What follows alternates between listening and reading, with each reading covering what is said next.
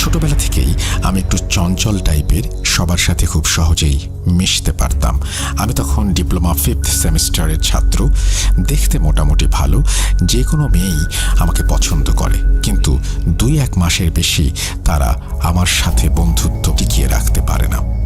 2020 সালের ডিসেম্বর মাসের 26 তারিখ ফেসবুকে একটা মেয়ের সাথে পরিচয় হয়। আমি আগেই বলেছি, আমার সম্পর্ক কারো সাথেই 2-1 মাসের বেশি থাকতো না, কিন্তু এইবার তার উল্টো হলো। নিজের অজান্তেই মেয়েটির সাথে দেখা করার পর তাকে ভালো লেগে যায়, শুরু হয় কথা বলা। বলে রাখা ভালো, আমি যে পলিটেকনিকে পড়তাম সেটি ছিল এক জেলায়, আর মেয়েটির বাসা ছিল অন্য জেলায়। এর মধ্যে আমার 5th সেমিস্টারের পরীক্ষা শুরু হয়। পরীক্ষা শেষ হবার পর আমি মেয়েটাকে চাপ দিতে থাকি বিয়ের জন্য। সে তার পরিবারকে বলে বিষয়টা, আমিও আমার পরিবারকে জানাই। আমার পরিবার মানলেও তার পরিবার সেটা মেনে নেয় না। আমরা পালিয়ে গিয়ে বিয়ে করার সিদ্ধান্ত নেই। যাই হোক, সে বলে সে সময় পেলে বেরিয়ে চলে আসবে। এর মধ্যে 4টা মাস কেটে যায় এবং 6ষ্ঠ সেমিস্টারের পরীক্ষার 1 মাস বাকি। সে হঠাৎ ফোন দিয়ে বলল, আমি মাওয়াঘাটে আছি, আমাকে নিয়ে যাও। আমি 7-5 না ভেবে মেসে ছোট ভাইকে আর একটা ফ্রেন্ডকে নিয়ে চলে যাই। তাকে নিয়ে সরাসরি আমার বাসায় চলে আসি।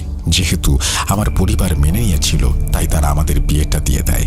ভালোই কাটছিল দিনকাল। এর মধ্যে আমার মা তার কাছ থেকে তার পরিবারের নাম্বার নেয় এবং তার পরিবারকে আমাদের ঠিকানা দেয়।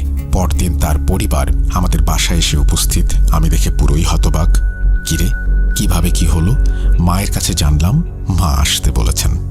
তারা আমাদের উপরে খুব ক্ষিপ্ত, তাদের না জানিয়ে বিয়ে করার জন্য। অনেক জল্পনা কল্পনা শেষে যখন তারা মেয়েকে নিয়ে যাওয়ার জন্য রাজি করাতে পারল না, তখন তারা খাওয়া দাওয়া শেষ করে চলে যায়। 1 মাসের মতো বাসায় থাকার পর পরীক্ষার সময় হলে আমি কলেজে চলে আসি। এত কিছু কেন বললাম?